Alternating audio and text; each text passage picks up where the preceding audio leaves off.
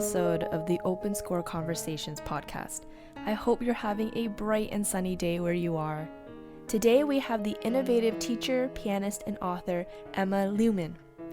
Her musical journey is one of inspiration, determination, and resilience as she overcomes huge obstacles such as playing-related injuries, including healing herself from focal dystonia. Read more about her honest story on her website. I'll leave a link in the description below. You might also know Emma from her YouTube channel, The Art of Piano Technique, where she so generously provides in-depth piano tutorials and lessons to help you develop and connect your inner musical ideas and the physical approach of piano playing to help you avoid piano-related injuries. Aside from creating her piano well system, her 25 years of research has led her to create the Mastery of Piano Technique. It is a course with 4 books and 18 hours of videos to guide you systematically on developing integral skills such as internal singing, efficient playing, and building self-confidence on stage. Today, Emma and I discuss how we think about anxiety to make it work for us, how to develop self-confidence to stand your ground on stage, and how important it is to face yourself honestly and figure out what you want from life. We begin our discussion about how we approach our performance anxiety with Emma recounting a recent performance experience. I hope you enjoy. And then it was yesterday, and then the evening I had to perform the whole concert, and it went okay because actually it was, I was thinking like, okay, it's a note for myself because usually during the concert I'm not that nervous when I'm actually playing, but I'm very nervous during the whole day.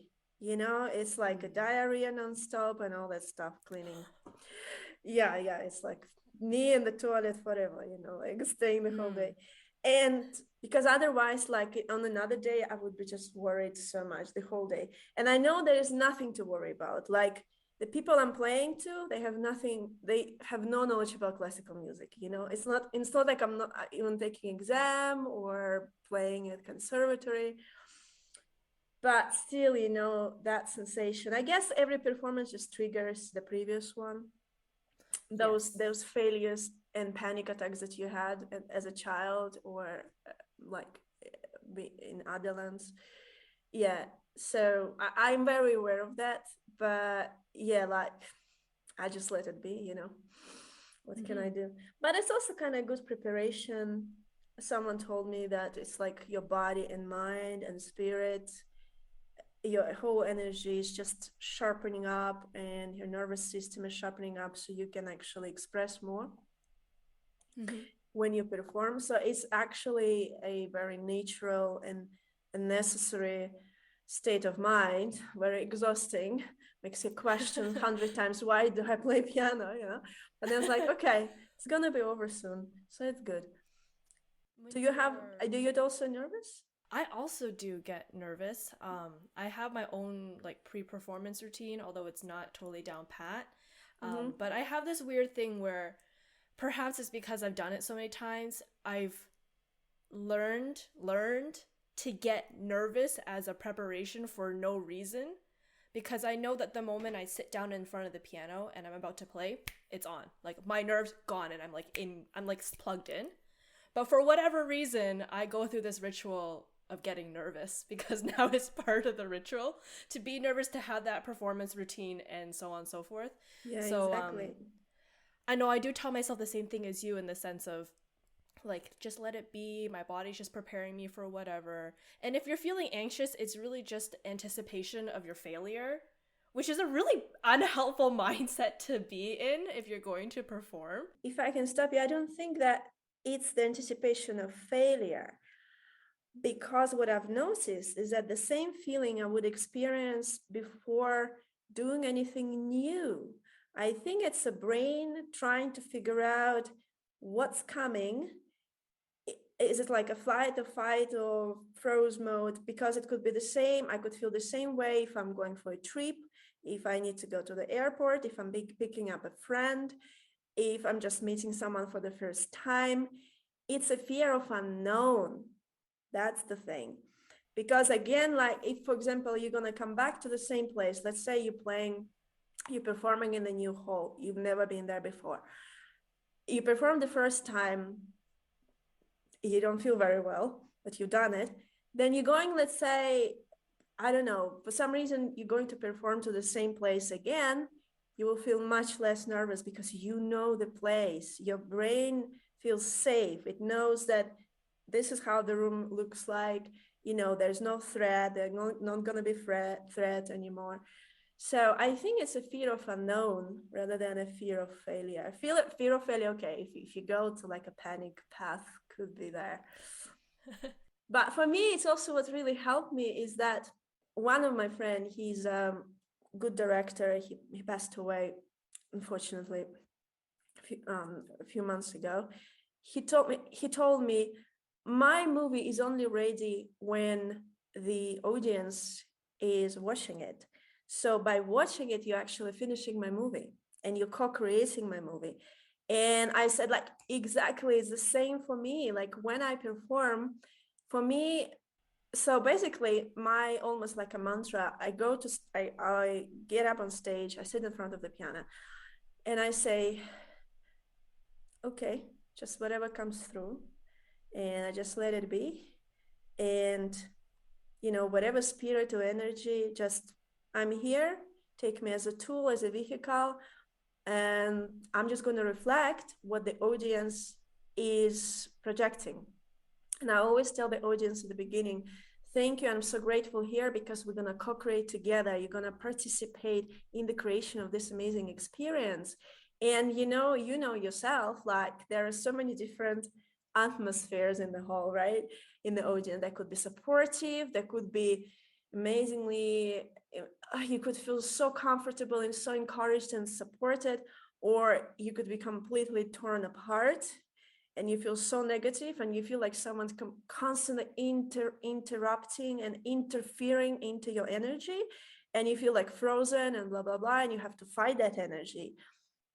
So that's why, like, yeah, I can be nervous before the performance, but as soon as I'm on stage, I was like, I'm not responsible for what is going to happen here, but I would like to use this opportunity because it's the only opportunity. It never happens when I practice at home. You know, it can only happen when there is audience.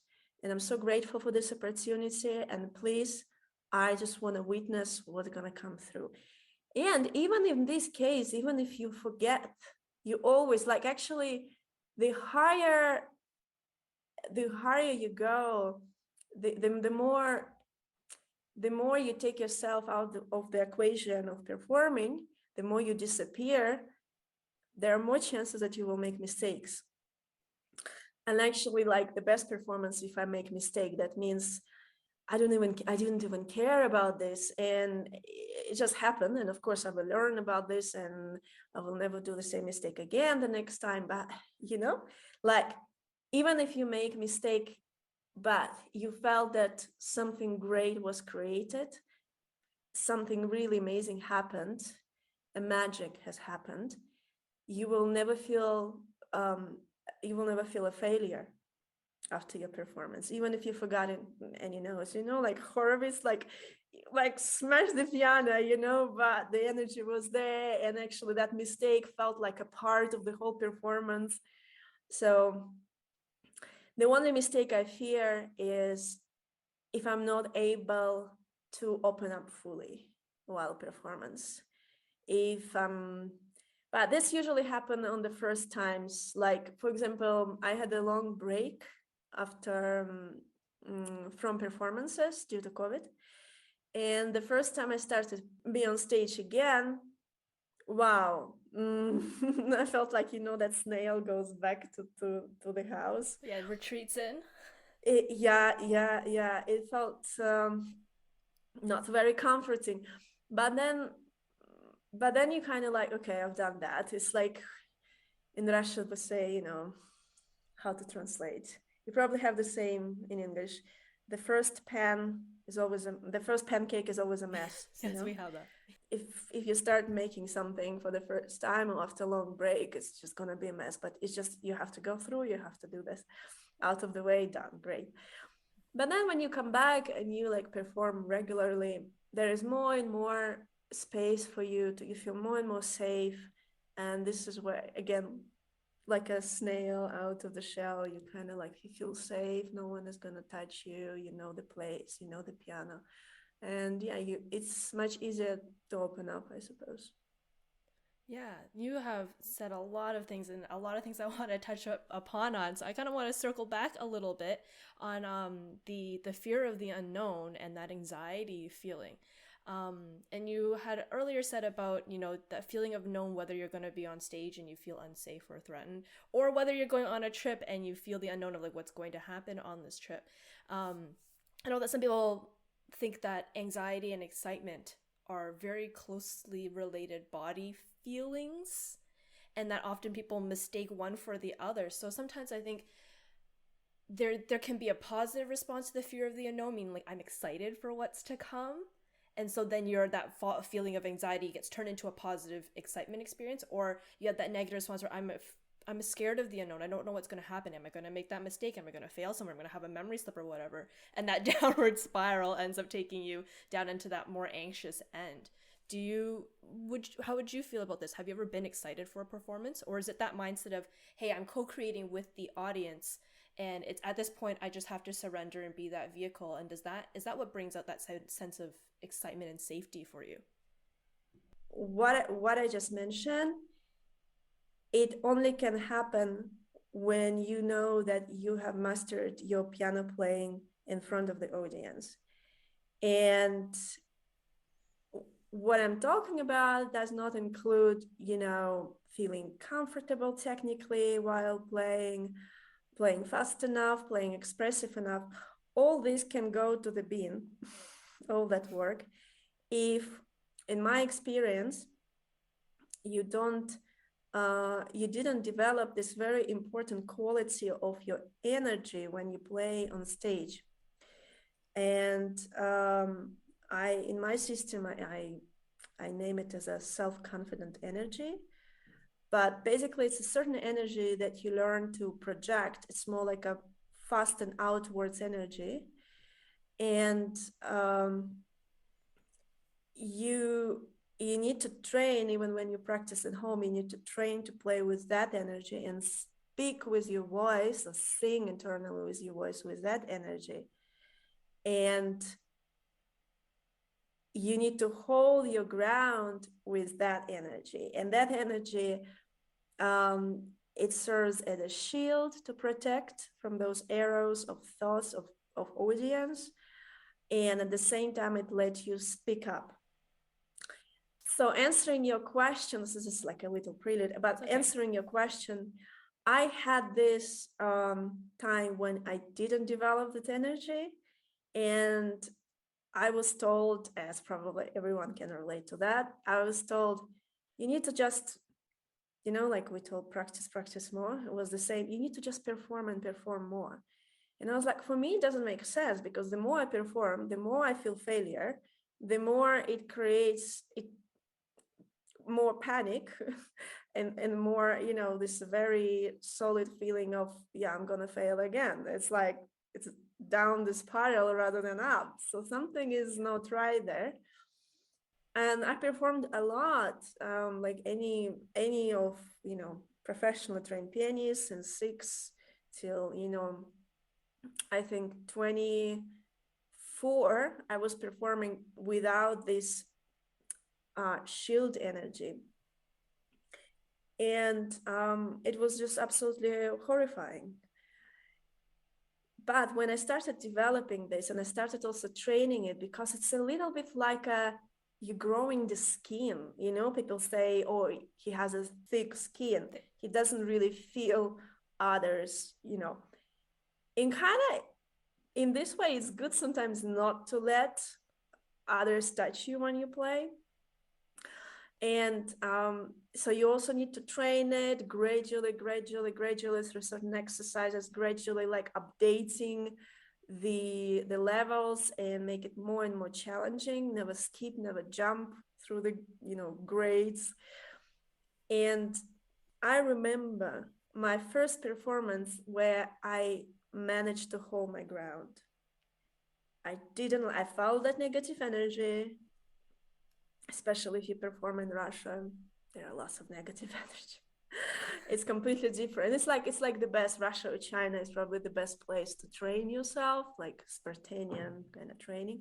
Because then when you go to America or like to Europe, you're like, really? It's all just candy and flowers, you know? Like, yeah. It's like I can't even believe that the audience is so nice and friendly and welcoming, and they don't try to kill you with their energy when you're playing. It's so nice. But like when I the first time managed to hold my ground with the self-confident energy in front of Russian audience, I remember coming back in the train and I was smiling because I knew that was the beginning of the path. Of course, it would take me more time in the future to consolidate that feeling and get stronger and stronger.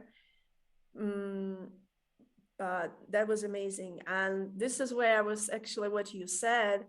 I started saying that yes, you can have this um, worry and anxiety, but it can go two ways. One is panic, and another one is actually excitement. But excitement can only come from the memory of what a wonderful time you had once you played on stage. If you never had it, it will never transfer to excitement and joy. So you have to have it in the first place. And of course now, like, so the first thing was developing this self-confident energy and integrating it into playing, because another thing what I could never understood, I learned and I read so many books, I've listened to so many performers talking about this, how they deal with anxiety. Some using some substances like alcohol or pills. Some doing like lay down on the floor, doing breathing meditation, breathing exercises. Some people just keep repeating affirmations. And I always felt, okay, well, maybe that will work for a moment. But as soon as you step on the stage, as soon as you take a bow, and then you sit in front of the audience, and there is a moment, this movement when you just bring your hand to the keyboard, it just could be a split of a second, but you actually know if the performance is going to go well or not, just in that moment. It's like, yeah, you can really, yeah. So how do you know? It's because you feel the energy of the audience. So for me, it was no matter how much you're preparing yourself to perform in a very open and relaxed way, you cannot ignore the energy of audience that you will perceive on stage. It's not just you in front of the camera, let's say, when you record YouTube videos, you know? And so for me, it was, you need to learn how to integrate that energy into your playing. And because the big part of my system of teaching is because when we play, we internally sing all the time. We create music between the notes. I managed to achieve this because I integrated the self-confident energy into the vibrations of my internal singing. So every time I play, I sing, and I sustain that energy on stage. So that was the biggest breakthrough, which made me start slightly believe that maybe I can actually play on stage and maybe I can enjoy it. It was just like a little drop of light in this ocean of darkness, you know, that I've collected before within 15 years, you know. It was such a big relief. It must have been a really big, powerful revelation and freeing almost. Yes, it's true. Yeah. Out of all the struggles you were going through in your childhood as you were like, in a very, very difficult, strict regime, to suddenly feel like all this work and I finally found like a droplet of gold. Thank God. It was just like a light. Yeah, it was like exit. Can you go back a little bit and explain a bit of, or go through the feelings of what it was like when you found that audience in Russia and you're like, I'm gonna stand my ground? What does it feel like to stand your ground in that time, or if any young performers wondering, like, how do I develop this self-confident energy, stand my ground, and live with that? Okay. So. Oh, we're getting ready. Story time. That's how it feels like. That's how they stand their ground. It's actually very similar, because the energies that I wanted to show is so the energy that okay, Molly, no. And now you're standing your ground. Molly, no. Okay, Molly, no. Just lay down. Okay. So, so the self-confident energy is actually very simple, and I wish we were actually taught that in school, because it's such a simple concept. So I always start with asking my students to just say a simple phrase, listen to me, all right? But the energy that you need to say that phrase is more, it has to have this fiery energy in it, a little bit like when you are full of anger, when you're angry. And so if you try to deconstruct the feeling of anger, first of all, you will notice it's fast. And that's quite opposite from what we feel when we go on stage. Our mind just gets so frozen, our hands get frozen and actually cold most of the time. And you can feel this restriction in your even wrist or hand motion when you try to play. So it's fast. Second, what is anger? It's always outwards. You say no. It's not inwards energy, it's outwards. So it's fast and outwards energy. And the third character of anger is that it goes long way. I mean, unless you want to be really impressive, like in movies, and you whisper with anger, no, you usually shout. So, yes. Even the neighbor in another house can hear you, okay? So this quality is fast outwards and kind of far forward and direct as well. These are the attributes of this self-confident energy. So when you first learn to say the phrase, listen to me, and you can say it slowly, you can pronounce it like slowly, but with fast outwards energy that would, as I was told again, play so even, a deaf person in the last row of a big hall could hear you. So, there's some references to that being said before. So you would be surprised, I mean, maybe not, but if anyone can go, imagine you're walking up on stage and you stay on stage in front of people. Molly! And you are asked to say, listen to me. Can you predict how your voice would sound when you're nervous? You would probably say, listen to me. And that's how you're going to play. So no wonder you're going to be attacked, just generally because your energy is weaker than the energy of your audience. So it's a big challenge to even learn to say, listen to me in front of, let's say, 100 people. That's, can you do that, It might even be difficult for some to say that in their own room.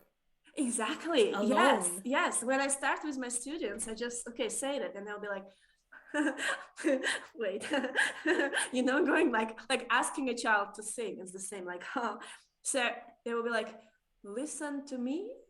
So like, yeah, great start. Like, no one's gonna listen to you. Let's try that again. Like, excuse me, I really would like you to listen to me, And also, unfortunately, most of the students, unless you are a genius and you have no problems with self-expression, and you are coming from a very good artistic family who encourages this in you, most of students, they're quite introverted. So for them, it's just a very hard exercise to make.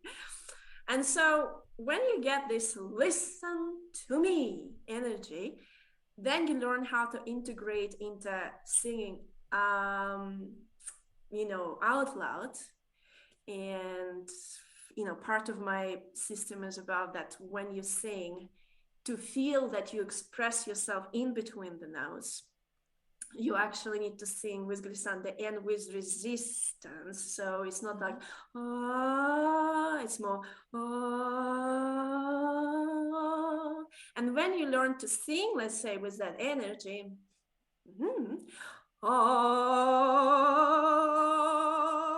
you notice how naturally it actually intensifies and amplifies your own voice. I'm not trying to sing louder, but it's just, it's mostly like, when actors go on stage and they put this ridiculous makeup, and, up close, that looks absolutely insane, but for the audience, it just looks all right. So in a way, we have to play everything with this magnifying glass. And so this energy is not only protecting you from the negative energy of audience, it also lets you speak up, but it also intensifies everything that you do in front of the piano, in front of your instrument. And so when you can sing that out loud, then you try to sing that internally. And then when you play and you only reach the second note with your internal singing, it goes to your muscles. And so if every time you play any interval, you play it with that energy, you sustain that energy. And that's how you hold your ground. So, that's like, it's a very good question that you ask me, like, how do you hold your ground? And I hate when teachers reply to you in a very vague and abstract manner. I was like, okay, I'm not a genius person, I'm not gifted, just I need a little more. it's like for me it sounds like a rocket science, can you just break me into simple steps? What is it exactly? How this energy exactly feels like? How can I embody it, and how can I integrate it into piano playing? And that's actually the main thing why I've created this whole system, why I made this book. Which everyone should check out. Definitely, it is amazing. It holds your hand through everything that she's talked about right now. Like, do go check it out. I'll put all the links and stuff in the description. Thank you. You're very welcome. And you didn't pay me to say that. I do genuinely think it is good. I do genuinely, like, I watched all your videos when I was also in studying, and I was like, this is what we need more of, the in-between unspoken stuff that teachers don't talk about, that are also difficult. Sorry, I totally hijacked what you were going on, but I do genuinely believe in your work, so please, people, do go check it out. It'll save you. Yeah, and I really actually believe in your work. And I think because we connected 10 years ago when I started my YouTube channel, and I remember when I checked out your videos, I was like, this girl is what our, classical horrible society needs. Someone more open, someone is more, human, someone is more real, someone is also so cute, and someone everyone can resonate with, and you're not afraid of talking about things that everyone would like to hear about, So no, I really, and I remember I was writing you like very encouraging, like you should continue. But at that time, those, yes. Yeah. But at that time, I remember you were like, oh, kind of wearing off my inspiration. So I'm very glad that after almost 10 years, you came back again. Thank you so much for your kind words and encouragement. No, we will build a great community together. Yes, guys, please, let's bring more light to this dark middle-aged world. Okay, let's circle back to where we were. Let's not so what I was saying is that on an example of this, how to stand your ground, and the way I describe it and teach it, and I think that's what been missing in this whole teaching approach is that teachers say very general words that they probably don't even understand themselves. They just repeat those phrases that they heard from their great teachers, and by repeating them, that makes them sound like they're great teachers, and actually students kind of can feel it, but again, usually students take blame on themselves if they don't understand something.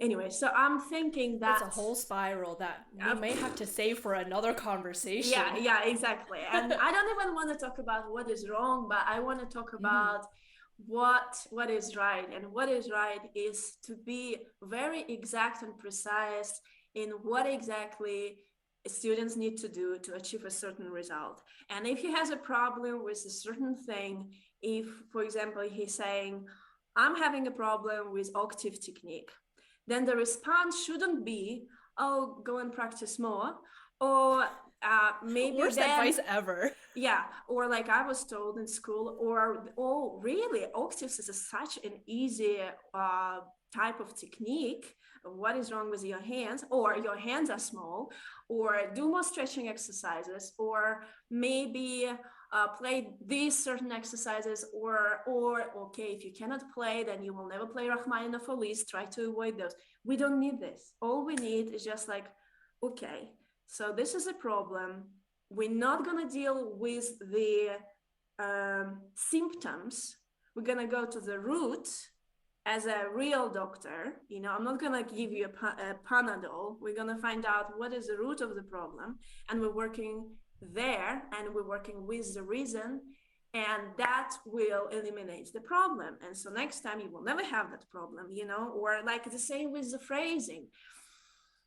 The most abstract thing, the most confusing thing that actually brings even more tension to the body when someone, try to make it without clear understanding of what he needs to do and how.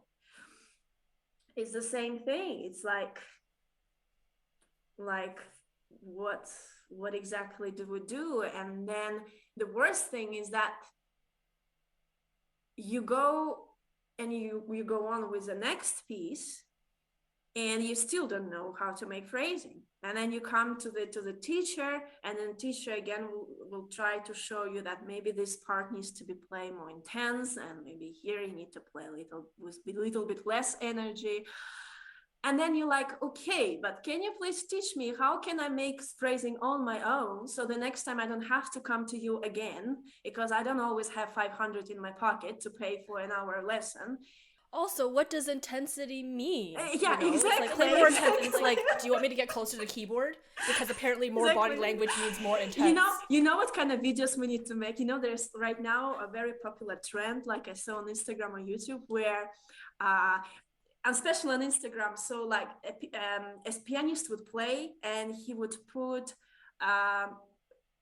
in text what he's thinking about. I think it started with Tiffany Poon. She was very successful about this on YouTube. She was like, so she's playing the piece, practicing the piece, and then goes text like, oh, the left hand, okay, that was quite all right. Oh, this is so messed up. Or now I'm thinking about this or that. So that was quite trendy, and it's still very trendy. But what would be even more trendy if someone would take actually a lesson from his professor, recorded it, and then to each phrase and advice from professor, there would be like a bubble coming to what exactly do you mean by this? Yeah. That's a good idea. I'm going to go and write that down for my own. Thank you. And you know what? And because now you can split yourself, and you can clone yourself, and you can put a wig, and you can play that teacher, who tells you relax your thumb or relax your wrist. And you'll be like, by relaxing, what exactly do you mean? Yeah. How do I feel? Do you want me to relax here or like here? Exactly. Or do you want me to relax here? Or do you want me to relax my mental tension so that everything relaxes? Like, yeah. What form of relax do you want? Or the arm weight. Just bring the weight of your arm to the keyboard. And that is like the most hilarious That is something I wanted to ask you about, because I think you and I went through a very similar journey where they're like, just put your arm weight. And I'm like, what is arm weight? Like, I know my arm is heavy, and like trying to find it for yourself and your own meaning That was a journey. And That was a especially, total journey. that's the whole thing with the words. Each word for different people would mean different thing. So when I hear a heavy arm, all I feel is more tension, and like I don't want to feel the word heavy to feel relaxed. Actually, for me, association with relaxed would be light. I don't know. Or that buoyancy feeling. It could mean so many different things. For you, it could be buoyancy feeling. For someone, could be heavy. For someone, could be light. For someone, could be floating. I hear so many times like this ways. For someone, would be gentle. For someone, would be not. It doesn't exist. There's so many different. But again, you need to go different direction. You need to find through the certain exercises how it feels like to be relaxed. And for example, the best way for me through my past 20 years of teaching, I found that the best way is to ask my student to speak. And I even mentioned that in the book, that when you're actually feeling, I call it free energy in your body, when you try to speak, you will speak in an articulate way. So when this throat, your voice is fully relaxed, yeah, something like that. So now, and this is a sensation of relaxation. So if any of you right now try to say like this, so this is the free energy. This is the weight of the body that you actually want to transfer. So just a simple thing, not through the words, but rather through sensation. And for me, the arm weight topic was also the same confusing as, playing octaves or playing fast or phrasing or just trying to figure embrace anything out. the whole piece, or tell me the story, when you play, like don't stumble, don't stop, or play with a singing tone. This is such an abstract conception that are coming, actually all these phrases are coming, they are century years old. They're coming from all those great teachers and masters who lived in the beginning of 20th century. Like, it's time for something new. Yeah. As I dive into your material and I've watched your videos, and I've noticed that between us, we have a similar journey in how we got to where we are in terms of the troubles we went through, like what is arm weight, and then having to really find it for ourselves. And I noticed that the way we break things down into a very methodical, step-by-step, scaffolded way is also very similar. Do you think, a little question here, do you think that's partly because of the way your brain worked, or because you had to go and do this self-study and really internally find that insight for yourself, and that's how you found that more methodical piece-by-piece way? What was your experience? I think there are three aspects here. The first one is first of all, is my enormous desire to find a way to play piano well, as I described in my book as well, because I just felt this amazing, beautiful realm around me that I just wanted to transmit through myself, to let that amazing world touch hearts of the audience and the people and myself also. That's all I wanted. I didn't care about any prizes, anything else. So this huge motivation is the main thing. The second thing, I was having many teachers, and I was really collecting lots of different kind of pieces of the cake, never the whole cake though.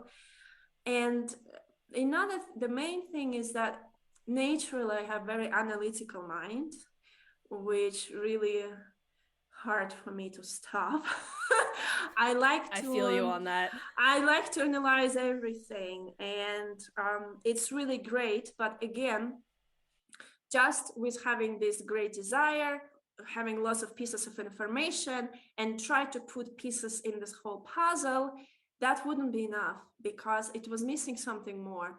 And it comes to the last very important aspect, which is all that information was coming through me while I was playing as formulas. Sometimes when I was sleeping, most of the time when I was playing, and it started at about 13, 14 years old. And I remember to the point, at first I was trying to ignore that. It's like distracting me. All those formulas that everything, how it's everything interconnected, how, sound imagination is actually affected the touch and finger, and how intonation and eternal singing affects the muscles and connected to muscles. And I was like, but then it was just like knocking me like this to the point I could not continue playing. So I had to stop, and I had to start having these, notebooks. We were always like pile them on the left side of my piano, I remember. And after like basically every 10 minutes, I would have to stand up and write everything. Sometimes it was just drawing. I remember at the beginning, very precise drawing, how everything is connected.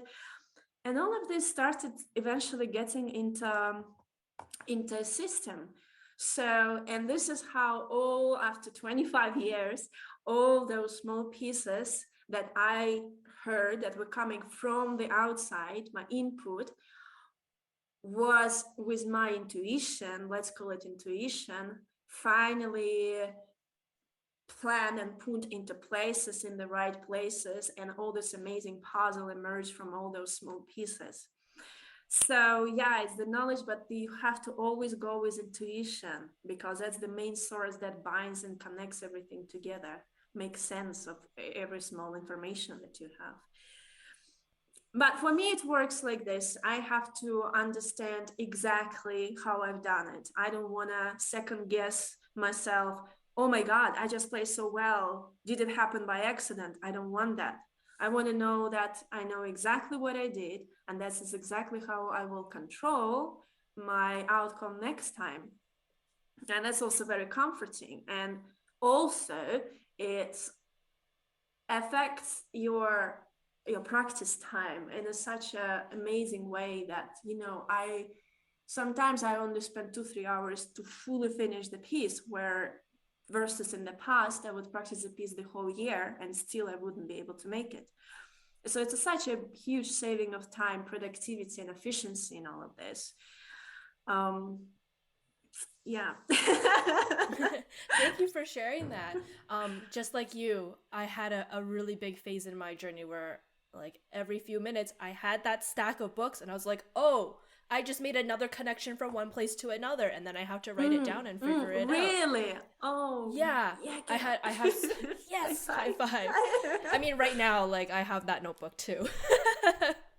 But I'm wondering, this is just like also just a personal question for myself, because I've done a lot of analytics like you and really seeing how things connect in the body, whether it's the way you're thinking about it, the way your hand moves, because it all is connected in some way. And do you ever look at a student and you just watch what they play and you can see where their blockages and empty holes are, and you just go in and you fill it in? Exactly. You have the same, right? Okay. Yeah. Okay. It's almost Yeah, like 'cause sometimes I just see X-ray. it. You feel it. Yeah. Mm-hmm. Yeah. Do you ever watch some of the great performers like Horowitz or Rubinstein, and you're just analyzing it and you're just like, oh, they're getting it Absolutely. from their back, or they're getting it because they're Absolutely. thinking Yes. this. Yes. Yes. In fact, Yes. I tell you where, like, one, since we talk about the arm weight, so I'm talking about that we transfer this energy from our feet, actually. Yes. Yes. Someone else who talks about this. Yes. But you know how I found this? I was attending, this famous international Tchaikovsky competition, annual for every 4 years. It was in my conservatory. So I was, I think, 17 or 18, but every student would have to go there, and just sit somewhere upstairs and just watching the participants. And I was watching this Asian guy playing, and I literally saw him, because I learned so much from watching those good performances.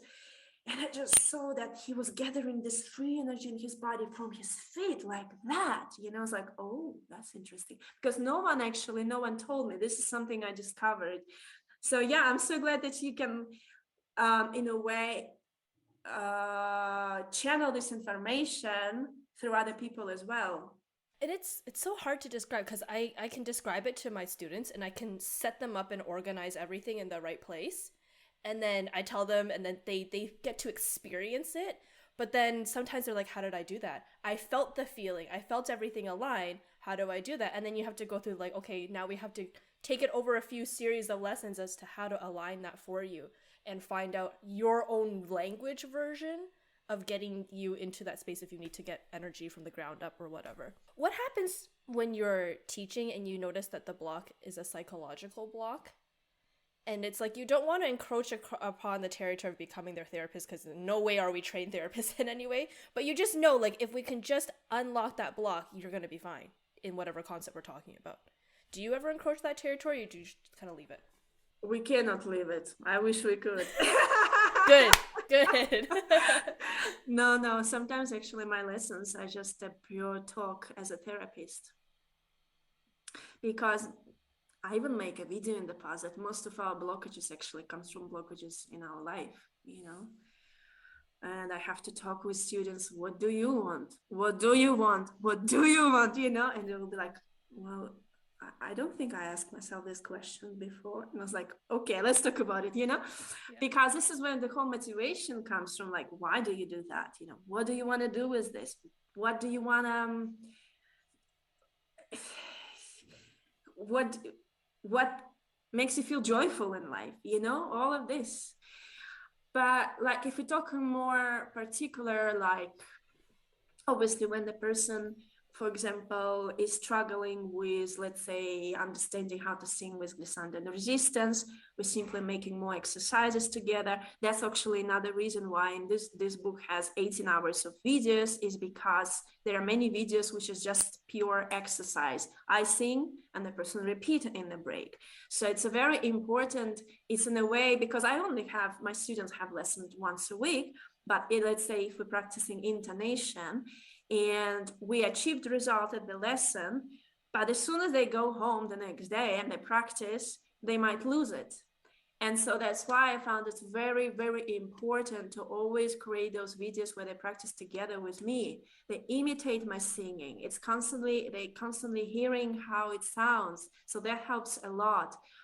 So that helps a lot with blockages, because 1 hour a week, you can only make that much. So always leave an example. And I realized that it's so important to have this video to practice with me during the week. I realized only about maybe 5 years ago. And this whole idea of creating this whole new course, emerged itself. If sometimes students have problems with understanding arm weight or free energy a lot, especially if it's a professional student who's been struggling with, let's say, I have students with focal dystonia, because my story, I healed myself from focal dystonia. So a lot of them, all of them have problems with understanding free energy in body. They can't even they cannot talk in articulated way. I ask them, this, and they can't. They just talk to you like this. I was like, okay, go get this bottle of wine and come back to me again. Okay. So it's like, I have to use anything for them to let go of that control and fear, because they so embodied it, during this time of struggling in all those horrible education prisons, Yeah. So yeah, we would do lots of free energy exercise, and I would ask them to talk like this, and sometimes laughing makes them relax as well. But yeah, so they would have to work a lot on relaxing, really. Many of the students have problem with getting self-confident energy. Some of them cannot see themselves what they're gonna do in life with piano playing, hence why do I need to practice? So they lose motivation to practice. So all of this we have to go through. Yeah, you do the same.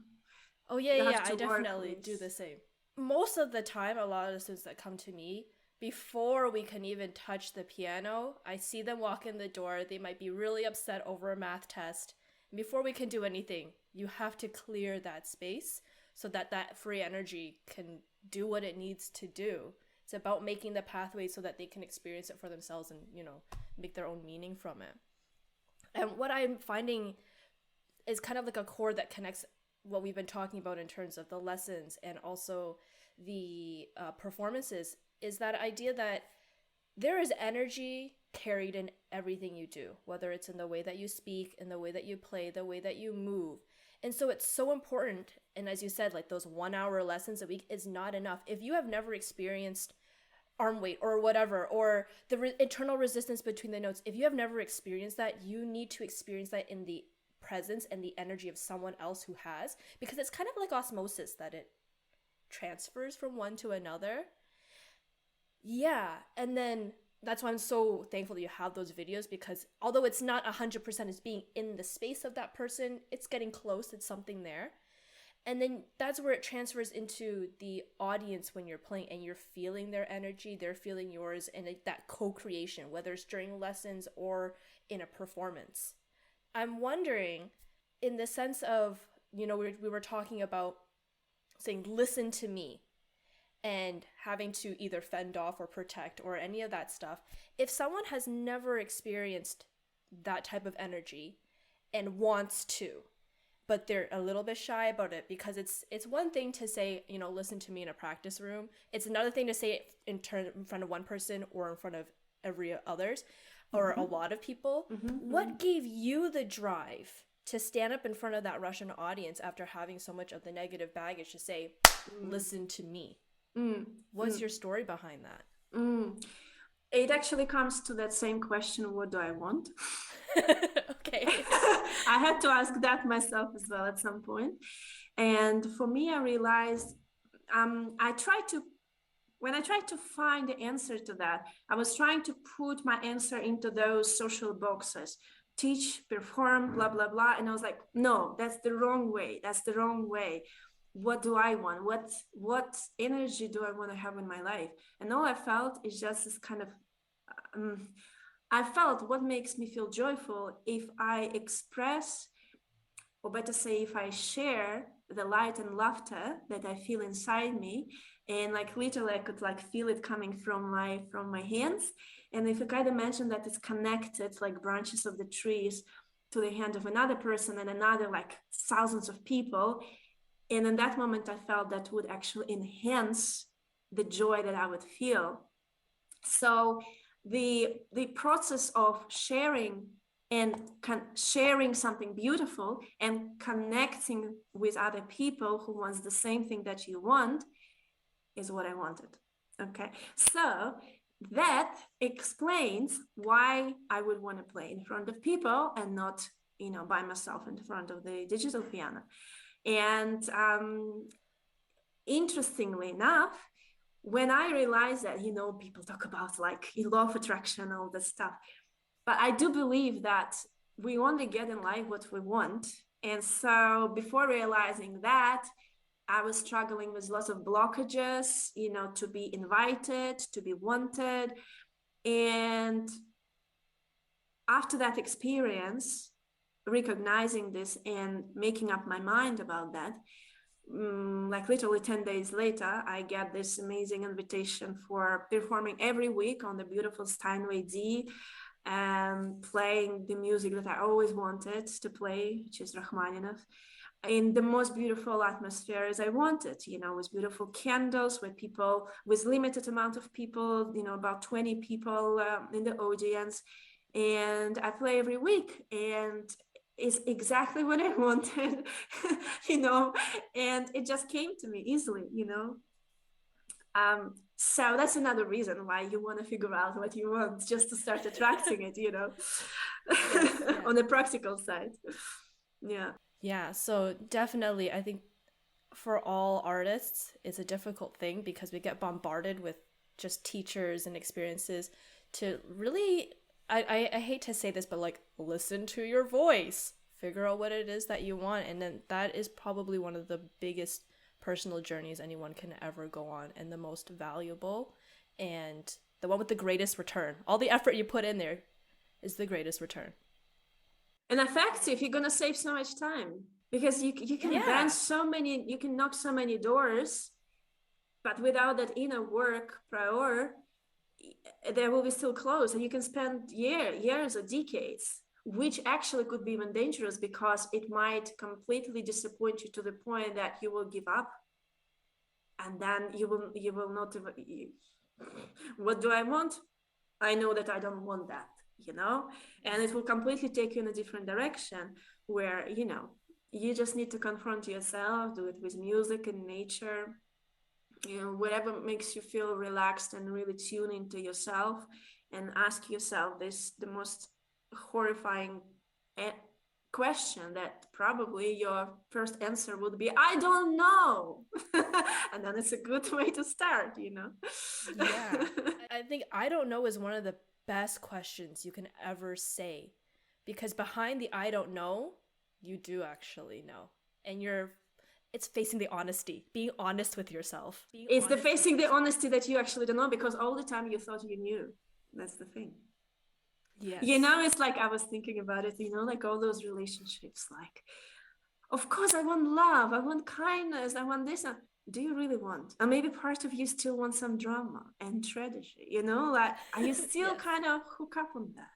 Is it what you think it's chemistry? Oh, he's so bad, but we have this chemistry, So it's like, no, you don't want that peace. No, you don't want that love. No, you still consider it's being boring, something like that, It's like, okay, you're not ready. So you get what you want. And I think in this case, life is absolutely a miracle, because when you realize that you always get what you want, it's like, wow. Life is just a constant manifestation of what you want. Whether you want abuse or whether you want love, you get it almost instantaneously. Yeah. And so then you have to start being very mindful and responsible about the energy you give out into the universe. Honestly with yourself. You need to be honest with yourself. Honest with yourself. Honest with yourself. Honest with yourself. It's kind of terrifying. It's but painful. It's strange, because it's like the honesty with yourself and facing it is the most scariest thing ever, but it is the best type of fear. Yeah, when you get yourself building that muscle enough, and you get comfortable with your own dishonesty and honesty, and you get past that, it's like, wow, I actually love this fear that I'm not being honest with myself, because on the other end of that, I'm going to seek the truth. Yeah. And then at the end of the day, I think this funnels into basically our regime of how we teach and perform. We're always seeking that singular truth. You just wind down until you find That's true. And then your microcosm becomes your macrocosm. Yeah. And all the possibilities will lead down to it. Yeah, very true. Yeah. I feel like you're my younger sister. Aww. Yeah, you kind of feel like my older sister too. Maybe we were sisters in a past life. Sister from another mister. Thank you so much for your time, Emma. It was lovely chatting with you. There are so many more questions I would love to ask, but maybe we can save it for another day. Yeah, another sunny we day. should come back. We should come back to that yes, again. Yes, we can, definitely. Thank you again. I'm sure there's lots of words of wisdom that people can glean from this. And at the end of the day, guys, be honest with yourself. That's what it is. Know what you want. Only if you want to be honest with yourself. Sooner or later, life's gonna force you. Sooner to or be honest later, with yourself, life will force you. Yeah. You will be like, yeah, okay, I've done so much pain. Okay, I think I'm ready to confront myself. Yeah, enough. Yeah, enough with the suffering. Let's just get to the honesty. Yeah. Okay, well, thank you very much for this amazing talk. It was so nice to be with you again, and big virtual hug to you. It's so big. Ah.